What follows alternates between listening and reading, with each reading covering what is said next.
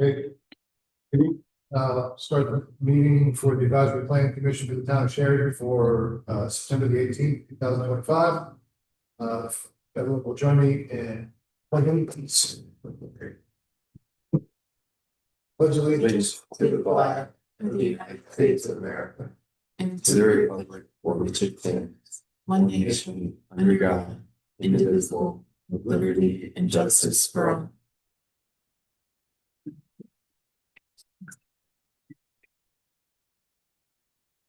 Roll call is next. Mike Keenholz, Here. Levi Straw, Steve Fisher, Cy Devaney, Here. Travis Dunn, Here. Amy Kopke, Here. Jeff Meister. We have a quorum. We're expecting Levi. Next on the agenda is approval of minutes. We have two sets of minutes to approve. We have July 17th, 2025, and a special meeting to be held on August 28th, 2025. Any discussion, comments on those? We approve the minutes. Second. Motion and a second to approve the minutes for July 17th and August 28th. I was not present for July 17th, so I'm going to abstain from the vote on that one. But the vote on them separately then? Yeah, because we'll do a roll call vote. Understood. All right, approval of July 17, roll call vote, please. Mike Keenholz, Abstain? Levi Straw, Steve Fisher, Cy Devaney, Yes. Amy Kopke, Yes. Jeff Meister. Okay, they're approved. Next is the special meeting. for August 5. Yes. Roll call vote on that, please. Mike Keenholz, Yes. Levi Straw, Yeah. Steve Fisher, Cy Devaney, Yeah. Travis Dunn, Yeah. Amy Kopke, Jeff Meister. Next meeting. I can provide a quick update on the comprehensive plan. So since since the July meeting, we've had two open houses. Both were very well attended. We had 50 attending the Sheridan Community Center open house on August 12th. And then we had another 40 attendees at the Eakin Community Center on August 25th. I think it's important to note that these were two very different crowds. So we definitely got different input from the Sheridan population. Katie and I also attended a pop-up at the Sheridan High School football game last Friday. We handed out a flyer announcing that we will be at the Track or Treat event on October 29th. We will be hosting the Big Ideas open house in the hallway in front of the middle and high school auditorium. The Big Ideas open house will take the synthesized data that's been collected to date and ask the public to confirm that that what they are hearing, what the path that they are on with the ideas for our community is consistent with what was vocalized during the previous two open houses. It is also important to note that this will be the last open house with regards to the comprehensive plan. The online survey is still available, so if anyone is listening online and they want to provide comment on the comprehensive and thoroughfare plan, they can do that online at plansheridan.com. And we also have our One Wish for Sheridan board in the lobby at Town Hall. So if you happen to stop by Town Hall, we have our One Wish board where you put your One Wish for Sheridan on a Post-it note and put it on the board. We've actually collected quite a few comments that way, so it's been a good process. The next thing I want to mention is our steering committee will be, their next meeting is October 8 here. That is not a meeting that's open to the public, but I just wanted to make sure our steering committee members who are here are aware of it. Yeah. That's all. I don't have any other meeting announcements. Thank you. Oh,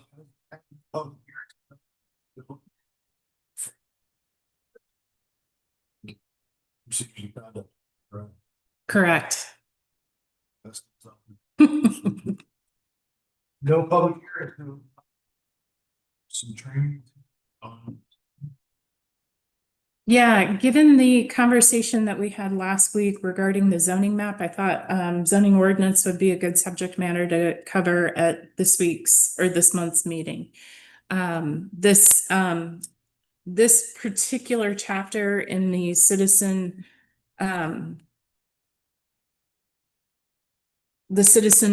planning guide is quite lengthy, so this is definitely an abbreviated version. I encourage you to learn more about it. I also want to share that after we get through the comp plan process, we will need to go through and update our unified development ordinance. So this is timely training with respect to that as well. So with that, I'm going to dive in. As always, if you have a question, feel free to interrupt me. I could probably use the water break, so. So a zoning ordinance divides the jurisdiction of local government into districts or zones. It regulates how land is used, the intensity or density of uses, the bulk of buildings on land, parking, building materials, and other aspects of land use and construction. It contains both written regulations and a zoning map, which may both be amended by the local legislative body. A zoning ordinance is one of several tools used to implement comprehensive plans. The comprehensive plan itself is a guideline for future development, whereas the zoning ordinance is a regulation designed to make the comprehensive plan a reality. The Indiana Code lists the following purposes for zoning ordinance. The purpose is to secure adequate light, air, and convenience of access and safety from fire, flood, and other danger. It is a lessening or avoiding of congestion in public ways. It is about promoting the public health, safety, comfort, morals, convenience, and general welfare, and otherwise accomplishing the purposes of Chapter 4 of the Indiana Code, which covers local planning and zoning. There has been a continuing debate about the extent in which zoning ordinances may be used to accomplish aesthetic objectives. The U.S. Supreme Court upheld the right of communities to use zoning for aesthetics in a landmark 1954 decision, Berman v. Parker. Most zoning ordinances contain regulations that are at least in part aimed at aesthetics, building setback regulations, height limitations, landscaping, and sign regulations all have broad purposes, but community appearance is definitely one of them. The zoning ordinance is the most commonly used and oldest tool for implementing land use policy in the United States and was largely designed initially to decrease fire hazards. The right of communities to adopt zoning ordinances regulating the use of land is well established in U.S. law. The U.S. Department of Commerce in the 1920s gave states the right to adopt, enforce zoning ordinances. And then in 1921, Indiana granted cities the authority to regulate the use of land and building bulk. The United States Supreme Court has found that zoning is a valid exercise of police power, which local governments use to protect public welfare. A zoning ordinance contains two elements, the text and maps. The zoning map should be as clear as possible. Geographic information systems make preparing, maintaining, viewing, and printing zoning maps much easier. With regards to the text, each community zoning ordinance text is different. Community goals and objectives are not identical. Different communities also have different attitudes towards land use regulations, thus zoning ordinances can vary greatly. A common complaint about zoning is that it is complicated. While simplicity is desirable, it is not possible to have an ordinance that is comprehensive and effective. Land use issues are complex, and by necessity, the ordinances that regulate land use are also complex. Preparing a zoning ordinance is one of the most challenging and important tasks. In communities where staff is fully engaged in day-to-day operations, it may be necessary to hire outside consultants to prepare the zoning ordinance. The time between adopting a new or updated comprehensive plan and creating and updating a zoning ordinance should be as short as possible. Communities who hire consultants will be led through an effective and engaging process with tasks and a timeline clearly laid out in advance of project startup. While the comprehensive plan must include significant public participation and review, the type of public engagement will be different for a zoning ordinance. The basic nature of an ordinance is to include details that can be enforced and, if necessary, can be defended in a court of law. The common elements of a zoning ordinance include a purpose statement, which should reflect the state statute and goals established in the comprehensive plan, definitions, which are clear and complete to prevent zoning disputes, and administrative procedures. Administrative procedures, should include things such as amending a zoning map, amending zoning ordinance text, interpretation procedures, procedures for identifying, confirming, noticing, and penalizing violations, as well as appeal procedures. Additionally,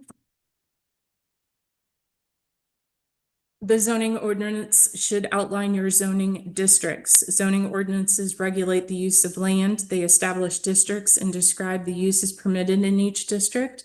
It is common in older ordinances to specify the proper district for a telegraph office or a millinery shop, but have no mention of tanning or laundry facilities or mobile phone sales. To avoid exhaustive lists, define categories of uses instead of individual uses. This method places a higher reliance on staff interpretation, but overall this flexibility will result in better implementation of the district intent. Moving on, we can talk about the types of districts, and this is what brought to mind our discussion from the last meeting where we were talking about the zoning map and some of the districts that are laid out on it. If you look at page 124 of the Citizens Planners Guide, it has a general list of abbreviations and district names, as well as the density, and I'm pointing this out specifically for residential districts. For agricultural districts, it's common to provide for and preserve viable agricultural land. It can be used either within or outside of municipal boundaries as a growth management tool. Residential districts, the purpose is to accommodate various types and styles of dwelling units. The number of residential districts in a zoning code can vary depending on a community's size and preference. For commercial districts, the purpose of those is to accommodate providers of goods and services. Smaller communities may have as few as 2 commercial districts. For example, business general large communities can have several more.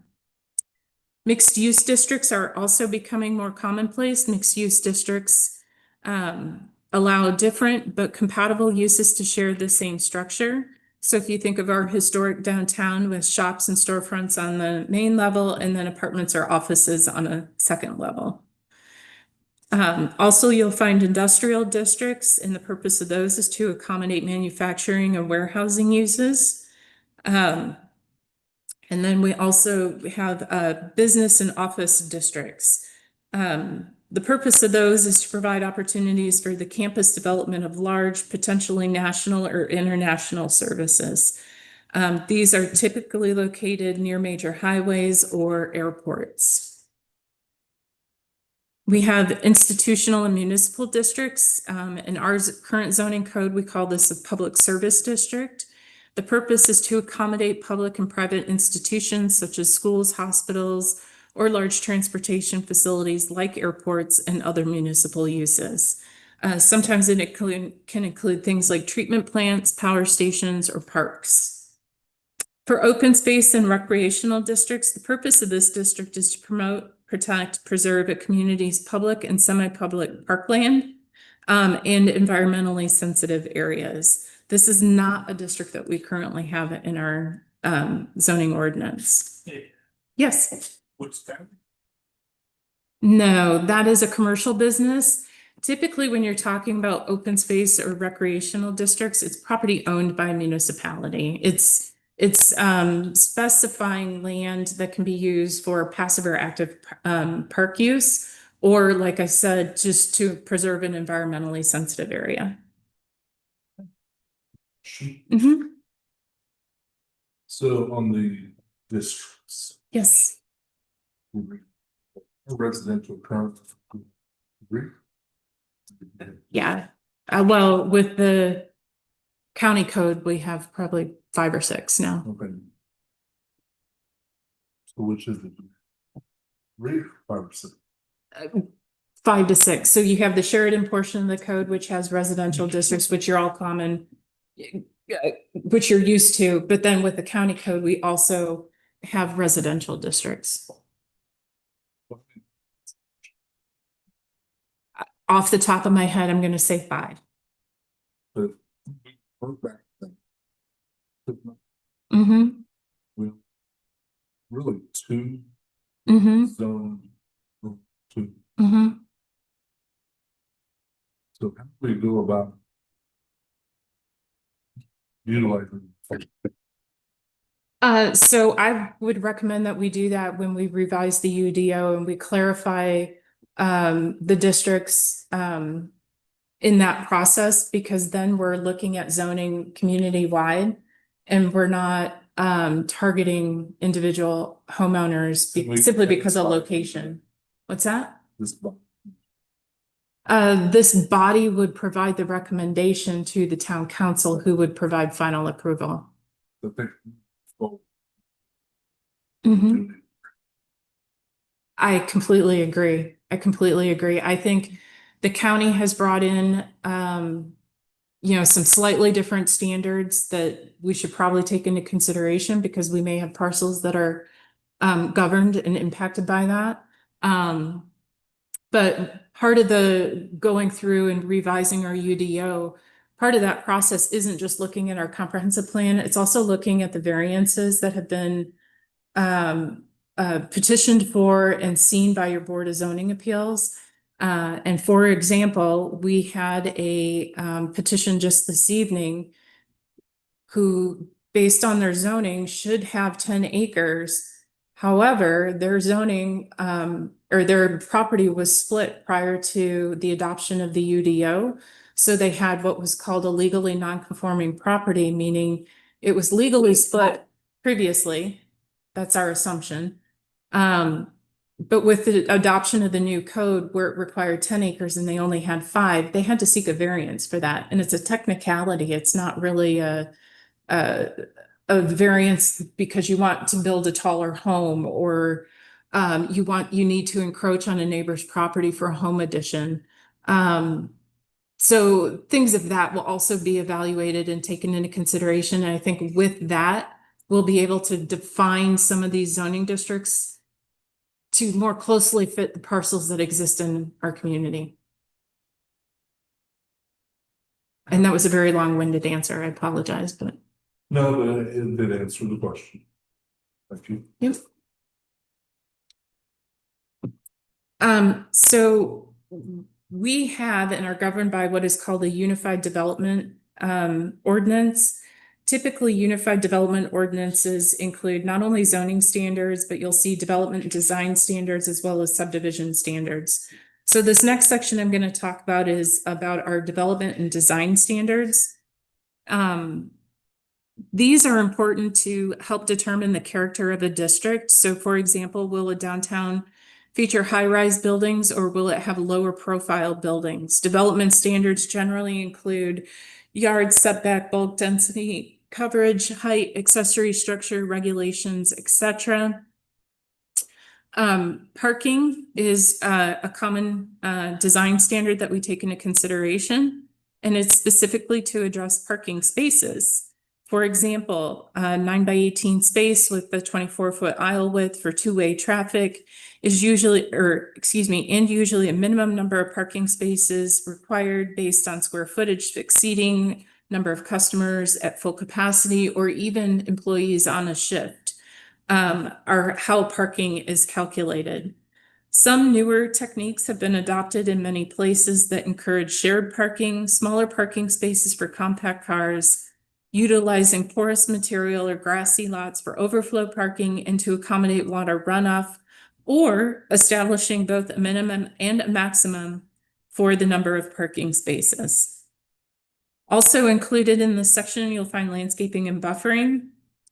Many ordinances require landscaping, particularly in non-residential areas.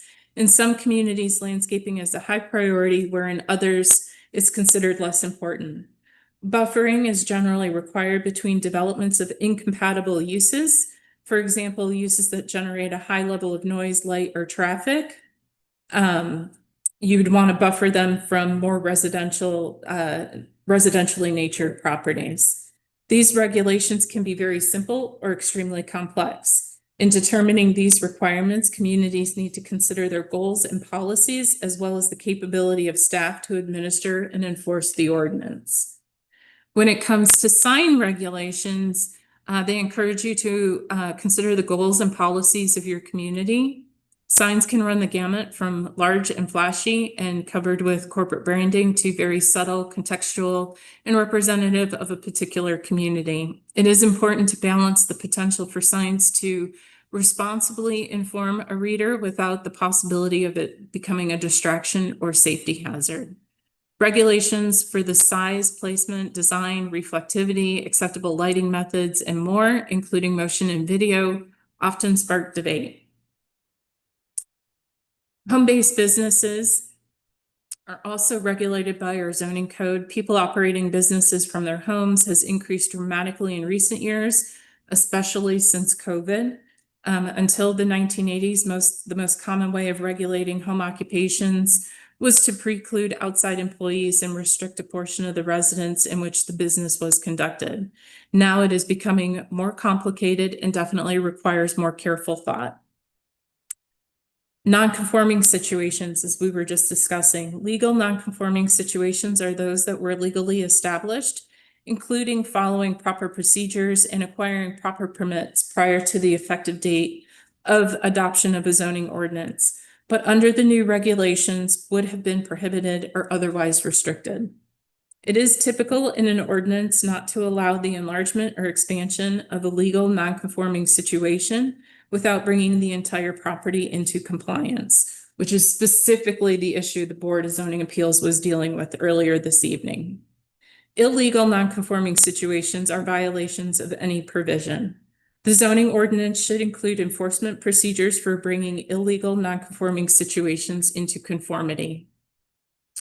Severability clauses. In the event a judge finds an ordinance provision invalid, it is important that the ordinance have a severability clause stating that if one provision is invalid, the rest of the ordinance does in fact remain in effect. Regarding some modern trends and techniques, as development styles and land uses change, so too most planning techniques. Performance zoning is a type of zoning where the ordinances contain requirements based on characteristics of a use rather than on the category of a use. Performance-based zoning, under performance-based zoning, the ordinance would instead regulate the size of a building, the amount of traffic it could generate, the types of vehicles making pickups and deliveries, and so forth. And while there are several advantages, there are disadvantages as well. The standards are often difficult to quantify. Enforcement requires continual attention, special expertise, and equipment, and the characteristics may vary from one time to another. Land unit developments are provisions promote flexibility in land use while offering more certainty and better protection for neighboring property owners when new developments are proposed. PUDs typically are intended for large parcels where mixed-use developments are proposed. These require upfront planning and design. The development plan review process. Many communities include site plan review or development plan review in their ordinances, particularly for large-scale developments. Indiana law refers to these as development plans. Zoning ordinance needs to specify the situations in which development plans are required and the standards by which those plans will be evaluated. Site plan reviews are largely used by planning staff members to ensure the new development will meet the requirements of the zoning ordinance. Under design requirements, some communities have design review requirements in their ordinances. These have been, in some cases, these have been developed to, in zoning codes, let me back up. Some communities set up design review committees to evaluate the architecture of proposed buildings and to decide on whether those buildings are acceptable. In recent years, cities such as Seaside, Florida, have been developed according to zoning codes based primarily upon design standards. These ordinances often contain more drawings than words, and they are intended to achieve a certain community character. Again, these standards must be very specific and clear, as must the criteria for deciding whether the designs are acceptable. Additionally, you have overlay districts. An overlay district serves as an additional layer of regulations in areas that are particularly sensitive. For example, along US 31, we have a US 31 overlay corridor that sits on top of the underlying zoning. The underlying zoning does not change. There are generally more requirements pertaining to the overlay than the underlying zoning. Many communities choose to create overlay districts for areas in need of special aesthetic attention. A prominent corridor, commercial area, or a historic district may need special requirements to ensure a positive perception by users. Wellhead protection districts are another common overlay. The purpose is to protect the community's wellheads or water source. I want to be very clear in stating that this is to protect public water supply. This is not for private wells. Airport noise overlay district is another common one. This type of overlay district restricts noise sensitive uses such as residence, nursing homes, mobile homes, outdoor auditoriums, and other similar uses in proximity to an airport. In many Indiana communities, especially at the county level, agricultural protection is of prime importance. So in talking about farmland preservation, large lot zoning techniques often establish minimum lot sizes specifically intended to discourage development. Large lots can create the feel of more open space, and they provide better opportunity for properly functioning septic systems, wells, and wells in areas where those are permitted or encouraged. There are programs that can be utilized to preserve farmland. One of them is the purchase of development rights or transfer of development rights. I'm not going to spend a lot of time in it. Neither of these programs are programs that are commonly used in Indiana, and determining a market for the cost of those rights or what the equation of those rights is going to be has proven difficult in the areas that has been used. Form-based zoning is another zoning type, and it's a unique form of regulation that places emphasis on the design, appearance, and desired character of an area, but does not designate permitted uses. Some communities have attempted to implement form-based zoning and have resulted generally in hybrid codes where the base zoning district may regulate density and land use, but all the other standards are flexible according to their location with regard to the use that they apply to. Mixed use developments tend to emphasize and regulate form more than use. This is very similar to form-based zoning. However, instead of allowing just any use, only certain uses will be considered compatible. Procedurally, when it comes to adopting the ordinance, Indiana Code specifies certain actions that local governments must take into consideration before adopting a zoning ordinance. After adopting a comprehensive plan, the process for adopting a zoning ordinance involves the following steps. 1, the Plan Commission must initiate the process and prepare the ordinance. 2, the Commission holds a public hearing and accepts comment from interested parties. 3, the Plan Commission votes to recommend the ordinance and certifies it to a legislative body. And 4, the legislative body adopts, amends, or rejects the ordinance. I do want to say, you as Plan Commissioners are not expected to write ordinance. that can be contracted out to a consultant that has expertise in that area. And while this process may seem somewhat cumbersome, it is designed to ensure that there is dialogue between the commission and the legislative body. There are time limits on the actions to be taken after the Plan Commission certifies an ordinance. The staff and commission should pay careful attention to these deadlines. When amending an ordinance, even the most carefully thought out ordinances often need amending from time to time. There are two types of zoning ordinance amendments: text amendments, which include changing, adding, or deleting written provisions of the ordinance, and map amendments, which are commonly called rezonings. Text amendments are handled in much the same manner as the adoption of the initial ordinance. Map amendments have slightly different regulations. The state statute requires the Plan Commission and legislative body to pay reasonable regard to the following factors in considering a proposal to rezone land. They must pay reasonable regard to the comprehensive plan, the current conditions and character of current structures and uses in each district, the most desirable use for which the land in each district is adapted, the conservation of property values throughout the jurisdiction, and responsible development and growth. The local zoning ordinance text may contain additional criteria. The effectiveness of many comprehensive plans is determined by the care the Plan Commission and the legislative body take in deciding rezonings. Indiana law allows rezonings to carry written commitments. In some states, these are called conditional rezonings. So in conclusion, one of the most important characteristics of the zoning ordinance is the ability to bring development issues to the table at a public hearing. At any time a property owner wishes to change the current land use regulation, notice is given to the public and a meeting is scheduled. Those in favor of or against the proposal have the opportunity to speak to the Plan Commission and the legislative body prior to any decision. The zoning ordinance gives the community a voice in the development of their community, no matter how large or small.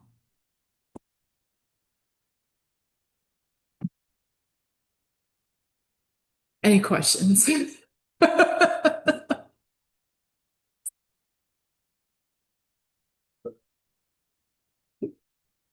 Very well presented. All of your. Question about coming to this. So last week, I was traveling down State 47 by the Legion. Mhm.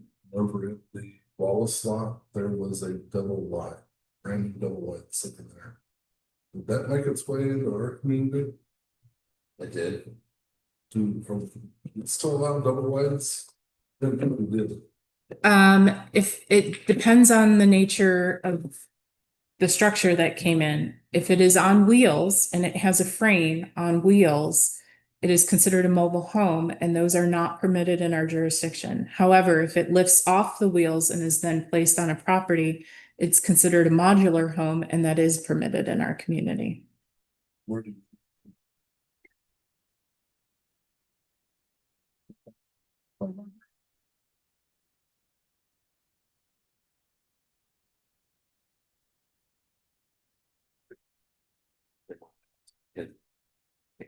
Yeah, but Mhm. it's still. We didn't discuss that moving forward. Nothing wrong with what's on. That's Yeah. White Avenue Way runs all the way out. You know, if you had a whole community of those, it'd look pretty cool, Mhm. but it just looks like. Sore thumb. You know which one I'm talking about? Right there, if you go from Second Street towards the high school. It's on the west side of the road, just past the United Methodist Church. It's like an Art Deco modular, Yeah, it has a very modern design. maybe not Art Deco. Yep. Yeah. So. Anyway, it just doesn't fit.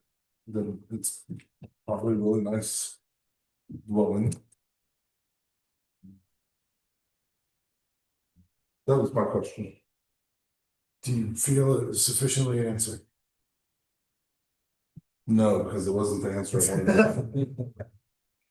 Yes, it was sufficiently answered. Am I happy with the answer? No. There you go. Any other questions from the board?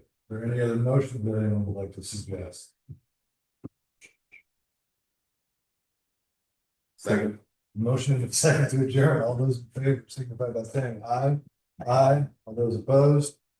We are adjourned. Second.